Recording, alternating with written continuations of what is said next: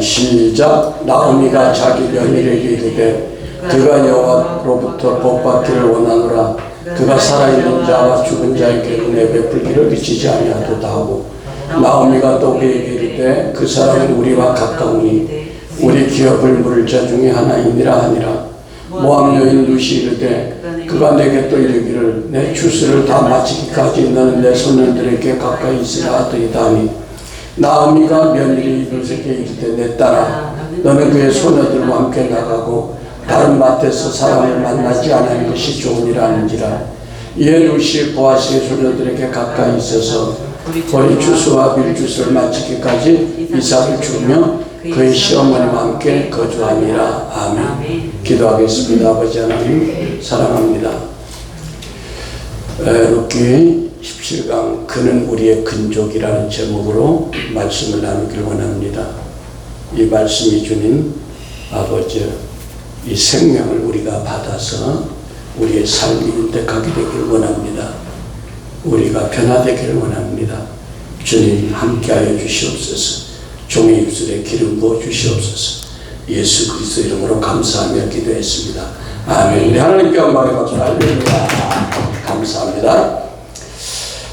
지난 시간에 이어서 보아스가 룻에게 대하는 모습에서 우리는 그가 하나님의 은혜의 사람이라는 것을 알 수 있었습니다. 그런 사람에게는 하나님의 복이 그와 함께 할 수밖에 없는 복받을 그릇이 준비된 사람이라는 것을 우리가 알았습니다. 그래서 시편 1편에 보면 복 있는 자는 뭐뭐하지 아니하고 뭐뭐하지 아니하고 뭐뭐 아니하고, 그러니까 우리가 복을 받아라가 아니라 2편 1편에는 복을 받을 수 있는 자격에 대해서 먼저 얘기를 하고 있어요, 성경이. 그 다음에 그런 사람에게 어떤 복이 오는가 이렇게 얘기하는데, 우리는 내가 복을 받는 거에 대해서 먼저 생각을 합니다. 근데 복 있는 사람은 뭐뭐를 쫓지 아니하며 악인의 꾀를 쫓지 아니하며 어떤 자리에 서지 아니하며 죄인의 길에 서지 아니하며 또 오만 불손한 자의 자리에 앉지 아니하고 이렇게 얘기했어요. 그것을 볼 때 우리 그 보아스는 지난 시간 우리가 말씀한 것처럼 전혀 모르는 이방 여인에게 너무 친절하고 극진하게 이렇게 친절을 베푼 것을 봅니다. 그래서 그런 모든 것이 보아스는 복받을 사람이다. 어떤 복? 예수 그리스도의 계보로 흘러내려가는 그 씨를 이어줄 복받은 사람이라는 것입니다. 예. 그래서 그 내용은 나중에 또 설명을 하고, 그 다음에 나오미가 뭐라고 그랬냐, 며느리에게 그가 생존한 자와 사망한 자에게 은혜 베풀기를 그치지 아니했다 그랬습니다. 생존한 자는 누구예요? 살아있는 사람은 자기 남편은 아들들은 다 죽고 그 이제 사망한 사람들이죠. 살아있는 사람은 자기 나오미와 룻이죠. 예. 근데 과연 나오미가 룻이 주워온 보리 이삭 그 한 가지만 가지고 그렇게 기뻐했겠느냐? 물론 가녀린 여인이 하루 나가서 15일치에 그 해당되는 수확물을 가져온 것도 대단한 거예요. 근데 거기에 관심이 없었어요, 나오미는 뭐라고 그랬냐? 또 그에게 이르되 그 사람은 우리의 근족이니 우리의 기업을 물을 자 중에 하나이다. 예. 여기에 꽂혀 있는 겁니다. 예. 그래, 루사, 그 보아스라는 사람은 우리의 친족이야 하면서 자세하게 설명을 해줍니다. 그 사람은 우리의 친척인데 그가 우리의 기업을 물을 자 중에 하나야. 이렇게 얘기했습니다. 그 기업이라고 하면 뭐 요즘 기업이라면 공장도 있고 회사도 있고 뭐 컴퓨터 회사도 있고 뭐 증권 회사도 있고 여러 가지 있지만 그 당시에 주된 기업은 농토, 땅입니다. 토지입니다. 그래서 레위기 25장 25절에 보면 만일 너희 형제가 가난하여 그 기업 얼마를 팔았으면 그 근족이 와서 동족의 판갓을 물을 것이오. 이렇게. 예. 그래서 기업을 물은다는 것은 이스라엘에게 하나님이 허락한 아름다운 사회보장제도 중에 하나예요. 예를 들어서 어떤 가난한 사람이 자녀가 병이 들어가지고 치료비가 많이 들어. 또 결혼을 시키는데 이스라엘이 지참금이 필요하잖아요. 그래서 그런 것이 없는 상황이라 어쩔 수 없이 땅의 일부를 팔았어. 그러면 나중에 가까운 친척 중 가운데 형편이 되는 사람이 와가지고 그 동족이 판 땅을 산 사람에게 다시 사가지고 돌려줌으로써 서로 상부상조하게 살아가는 법이 기업 물을 법입니다. 그래서 땅 판 것을 자신의 돈으로 사서, 그러니까 자기에게는 손해죠. 어떻게 보면. 왜? 내 돈을 들여가지고 그 땅을 사서 줘야 되니까 아무나 할 수 있는 건 아니잖아요. 그게. 예. 그게 쉬운 일이 아니에요. 그래서 이 일은 일평생에 한 번이라도 하면 그 지역사회에서 대단한 특권으로 생각했습니다. 야, 그 아무개, 어느 동네 아무개는 토지 무르게 해줬대. 가문에 대단한 사람이야. 그래서 당시 사람들은 가난한 친척이 판 땅을 다시 사서 물려주는 것을 하나님께서 주신 놀라운 축복으로 생각했고, 친족을 그런 도울 수 있다는 것을 큰 특권으로 여겼습니다. 그런데 토지 무르기의 영적 의미는 이거 중요해요. 이 토지 무르기의 영적 의미를 여러분 생각해보세요. 왜 이걸 넣는가? 그러니까 예수님께서 성경에 모세의 글과 시편과 모든 글이 나에 대해서 얘기한 거다 그랬죠? 예. 이게 예수님에게 포커스가 맞춰져야 되는 거예요. 이건 뭐냐? 영적 의미는 우리의 빼앗긴 토지가 우리 심령의 땅이 토지인 줄 믿습니다. 이 땅을 우리가 사복음서에는 골짝밭, 가시떨기밭, 길가밭, 옥토밭 그랬잖아요. 이 땅이 원래는 옥토밭이었어요. 우리 하나님이 아담을 만들 때 창세기에. 근데 이 옥토밭에 뭐가 났어? 선악과를 먹음으로 가시와 엉겅퀴비라는 쓴뿌리, 죄가 살아나 버렸다는 말이에요. 그래서 그러니까 뭐야? 쓴뿌리를 타고 누가 들어와? 사단이 들어와. 죄가 들어와. 그렇죠? 그래서 우리가 기름 부음을 아무리 많이 받아도 쓴뿌리가 있고 상처가 있는 사람은 그 애들이 싹 흡수해버려요. 그 은혜가 바로 떨어져 버려요. 네. 그래서 이 사단에게 빼앗긴 인간의 그 영혼육이 어떻게 돼요? 성령이 따라버리잖아요. 그러니까 뭐야? 사람이 육체가 됨으로 창세기 6장 3절에 뭐라고 그랬어?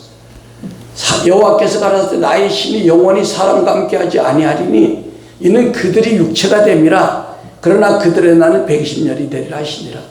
예. 그러니까 뭐예요? 우리가 아담이 선악과를 먹음으로 땅이 가시덤불과 엉겅퀴를 냈는데 이걸 가지고는 우리가 심령 천국의 기업을 이룰 수가 없는 거야. 그래서 아버지 하나님이 너희들 이 천국의 기업을 받기 위해서는 천상에 내 아들을 땅에 보내야 되겠다.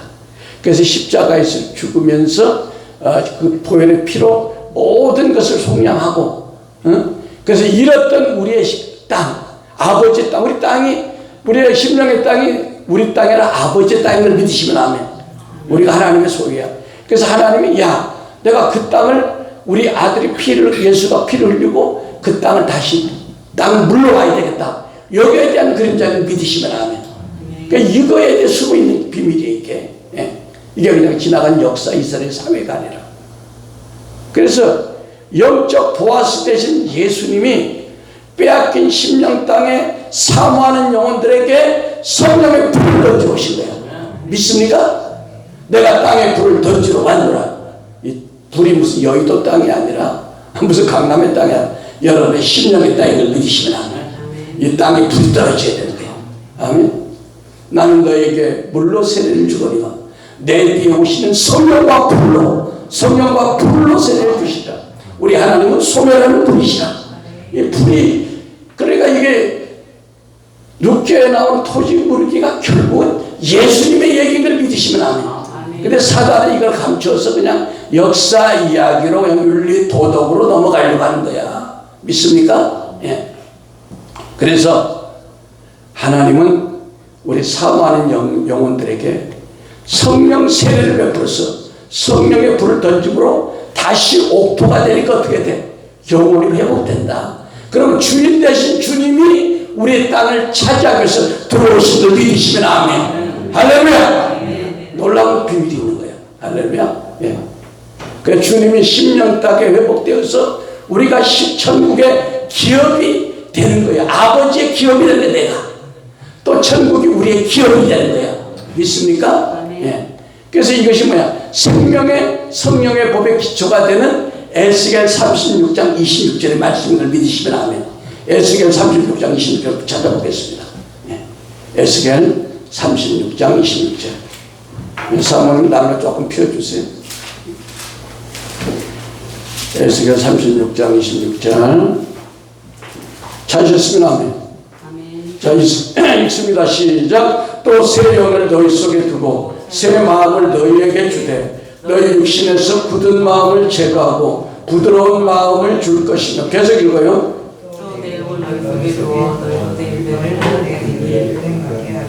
예. 아멘. 그러니까요, 이게 우리가 하나님이 우리에게 새 영, 그러니까 새 영을 언제 받았죠? 마가의 다락방에서 새 영을 우리에게 주었어요. 불의 혀같이 갈라진 것이 임했다고 그랬어요. 그래서 그것이 그 불이 들어올 때 어떻게 돼요? 우리 육신의 굳은 마음, 쓴뿌리, 상처, 뭐 이런 것들이 치유되는 거예요. 치유되면서 그 악한 영이 나가면서 부드러운 땅이 될 때, 옥토가 될 때, 우리가 그때에 돼야 하나님의 율례와 법도를 행할 수 있다는 것입니다. 근데 이게 거두절미하고 그냥 우리가 맘만 먹으면 십계명 지킬 수 있어, 맘만 먹으면 말씀대로 살 수 있어, 40일 금식하면 할 수 있어, 이게 뭐다? 이게 율법이고 이게 잘못된 거예요. 근데 우리 한국 교회가 그냥 그렇게 가르치잖아. 금식하고 절하고 못 들을 게 뭐 있어? 응? 말씀 안 지키는 게 힘들지 말씀 지키는 게 뭐가 힘들어? 그렇지 않습니다. 하나님의 성령이 충만하지 않으면 우리가 말씀을 지키는 것이 쉽지가 않아요. 물론 십계명 살인하지 말라. 사람 안 죽이는 것이 살인입니까? 형제를 미워하는 것만 살인인데. 그렇잖아요. 예. 육체적으로 가늠 안 하는 십계야. 마음으로 품기만 해도 가늠이라 했는데, 우리가 도둑질 안 하는 것만 해도 십계명 지키는 거예요. 마음으로 다음에 그것을 탐하기만 해도 탐심은 욕심인데. 할렐루야. 그러니까 뭐예요? 우리가 오늘 할 수 있는, 우리가 이 기업 물으는 것이 보아스가 누구다? 예수 그리스도를 예표하는 거예요. 룻은 뭐다? 우리 하나님의 교회 신부들을 얘기하는 걸 믿으시면 아멘. 네.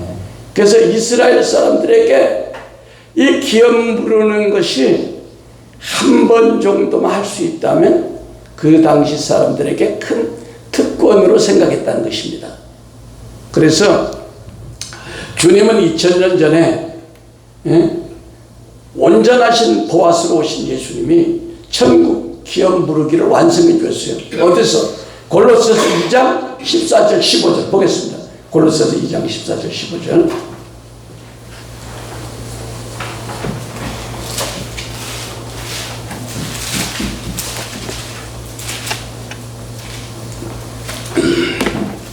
시작. 우리를 거스리고 우리를 대적하는 의문에 쓴 증서를 도말하시고 제하여 버리사 십자가에 못 박으시고 정사와 권세를 벗어버려 밝히 드러내시고 십자가로 승리하셨느니라. 아멘.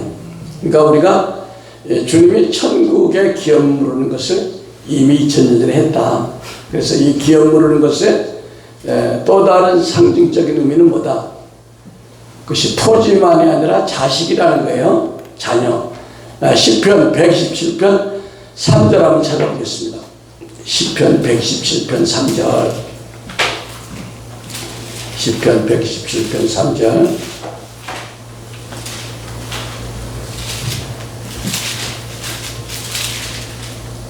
찾으셨으면 같이 읽습니다. 시작. 자식은 여호와의 주신 기업이요 태의 열매는 그의 상급이로다. 그래서 다시 말해서 보아스는 땅만 다시 사서 물려주는 것이 아니라 자식이 없어 끊어진 엘리멜렉과의 기업을 이어줄, 씨를 이어줄 사람이라는 것입니다. 그러니까 나오미는 보아스가 룻의 좋은 남편이 될 가능성을 있다는 것을 룻에게 넌지시 암시해 주는 것이에요. 왜? 보아스는 근족으로 끊어진 혈통의 기업을 이어줄 사람 중에 하나라는 것입니다. 그래서 룻이 보아스를 만나게 된 것이 끊어진 기업을 이을 수 있는 절호의 기회다. 너 그러니까 정신 차려라 이런 얘기예요, 룻에게. 예. 그러니까 룻은 나오미의 흥분한 이야기를 듣게 되었을 때 자기 시모 나오미가 좋아하는 모습을 바라보면서 또 한 가지 더 좋은 소식을 전해줍니다. 룻기 2장 21절에 모압 여인 룻이 가로되 그가 내게 또 이르기를 내 추수를 다 마치기까지 너는 내 소년들에게 가까이 있으라 하더이다. 여기 보니까 룻을 가리켜서 베들레헴의 에브란 여인 룻이라고 하지 않고 모압 여인이라고 했습니다. 만일 룻이 베들레헴 에브라 자국 여인이었다면 특별한 일이 아닐 수도 있다는 거예요. 그러나 룻은 베들레헴 사람이 아니고 이방인 모압 사람이었음에도 불구하고 보아스가 룻에게 이러한 놀라운 은혜를 베풀어 준 것은 하나님의 특별한 섭리가 아니면 도저히 있을 수 없다는 얘기죠. 그것을 강조하기 위해서 모압 여인 룻이 가로되 이렇게 성경 기자는 쓰고 있습니다. 내 추수를 마치기까지라고 했는데 어느 작물에 무슨 추수일까요? 23절에 보니까 보리 추수만을 말하고 있지가 않아요. 룻기 2장 23절 보니까 룻이 보아스의 소년들에게 가까이 있어서 보리 추수와 밀 추수를 마치기까지 이삭을 주며, 그러니까 보리 추수가 끝나면 바로 밀을 추수하게 되는데 보리 추수는 대략 4월에서 5월쯤 끝나고 밀 추수는 바로 5월에서 또 6월까지 하니까 넉넉 잡아 석 달 정도 추수 기간입니다. 이스라엘에서는. 그러니까 17절에 보면 룻이 밭에서 하루 죽고 얼마를 수확했어요? 한 해바. 한 해바는 뭐야? 장정 한 사람이 보름 정도 일할 것을 가지고 왔는데, 그러니까 하루에서 보름 정도 먹을 걸 가져왔으니까 석 달 하면 얼마나? 1년 먹고도 남을 만한 많은 양을 가져올 수 있다는 것입니다. 그러니까 얼마나 감사한 일이겠어요, 나오미로서. 근데 그것이 문제가 아니라 3개월 동안 함께 있으면서 보아스와 룻이 정기적으로 얼굴을 대하고 만날 수 있으니 그 3개월 동안 남녀 사이에 어떤 일이 생길지 모른다는 거예요. 예. 어쩌면 대단히 좋은, 정말 나오미가 바라는 학수고대하던 그런 일이 생길 수 있다, 이렇게 보는 거죠. 그래서 내 추수를 마치기까지 너는 내 소년들에게 가까이 있으라 하더이다. 누가 그랬어요? 보아스가 그랬어요. 여기서 소년이라는 말은 우리말로 소년들이라고 번역이 되어 있지만 원문에는 일꾼들이라는 말인데, 일꾼은 남자도 있고 여자도 있어요. 그래서 이스라엘에서 남자들은, 우리나라도 그렇지만 남자들은 보리 베는 일을 하고 여자들은 보리 벤 것을 단으로 묶는 일을 했다고 합니다. 그러니까 너는 내 소년들에게 가까이 있으라는 것은 보아스가 룻을 이방 여인처럼 대하지 않고 마치 자기 집에 소속된 일꾼의 한 사람으로 잘 대접했다는 것입니다. 그러니까 단순히 이삭을 줍는 외국인 노동자가 아니라 보아스의 책임이 있는 사랑받는 일꾼으로 대우한다는 것으로, 다른 말로 하면 보아스가 룻을 잘 보호해주겠다, 이런 뜻입니다. 그 얘기를 듣고 나오미가 자고 룻에게 다시 한번 권면합니다. 2장 22절에 나오미가 자부 룻에게 이르되 내 딸아 너는 소녀들과 함께 나가고 다른 밭에서 사람을 만나지 말라. 예. 나오미는 룻에게 자기 딸이 잘 되기를 바라는 심정으로 며느리에게 내 딸아 이렇게 했습니다. 내가 네게 권면하는 것을 잘 들어라. 너는 그 소녀들과 함께 나가고, 아까 보아스는 누구와 가까이 있으라고 했습니까? 소년들이었는데 나오미는 의도적으로 소녀들이라고 바꿨습니다, 말을. 그리고 다른 밭에서 사람을 만나지 말라고 했습니다. 다른 사람을 만나지 말라는 것은 몸조심해야 된다고 강조했는데, 다른 남자들 만나지 말고 몸조심해라는 이야기가 무슨 뜻입니까? 혹시라도 보아스가 너의 남편이 될 수 있으니 몸가짐을 똑바로 처신하라, 이런 뜻입니다. 룻이 나오미의 권면을 들었을 때 뭐라고 했습니까? 아마 요즘 며느리들 같으면 그럴 수도 있을 거예요. 아유, 기구하게 가난한 집에 시집 와서 하루 나가서 하루 종일 일해가지고 먹을 거 갖다 줬더니 시어머니가 나한테 잔소리를 해. 별로 기분 안 좋게. 그래서 어머니 걱정도 팔자네요. 제 인생 제가 살게요. 제가 갖다 드린 양식이나 잘 잡수고 제 사생활은 간섭하지 마세요. 그렇게 안 했어요. 그냥 룻은 시어머니 나오미의 말에 그대로 순종했습니다. 예. 그래서 어른들이 하시는 말씀을 이 룻이 잘 새겨드렸죠. 그 잠언 16장 31절 백발은 영화의 면류관이라 공의로운 길에서 얻으리라 그랬죠. 예. 잠언 20장 29절에 젊은 자의 영화는 그의 힘이요 늙은 자의 아름다움은 백발이다, 이렇게 말씀하고 있습니다. 젊은 분들이 힘이 무기라면 나이 든 사람들의 아름다움은 백발이다, 이렇게 말씀하고 있습니다. 연륜이라는 게 연륜. 그래서 교회에서 장로님이나 목사님들에게 순종하라고 했습니다. 나이 드신 분들의 지혜는 오랜 경험에서 나온 체험적인 것이기 때문에 우리가 그분들을 존경해야 됩니다. 디모데전서 5장 17절 잘 다스리는 장로들을 배나 동경할 자로 할 때 말씀과 가르침에 수고하는 이들을 더할 것이니라, 이렇게 말씀했습니다. 룻기 2장 23절에 이에 룻이 보아스의 소녀들에게 가까이 있어서 룻이 나오미의 말대로 순종했다는 거예요. 예. 이것이 룻의 아름다운 점입니다. 젊은 남자들을 가까이 하냐고 소녀들에게만 가까이 있었습니다. 보리추수와 밀추수를 마치기까지 이삭을 주며라는 말씀에 참으로 중요한 말이 나오는데 그 말이 뭡니까? 그 다음 말이 시모와 함께 거했다. 예. 그러니까 나오미가 조금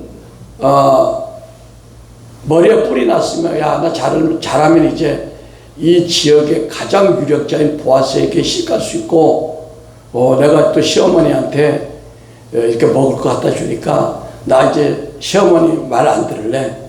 나 내 스스로 판단하고 내 스스로 이제 앞길 개척할 거야.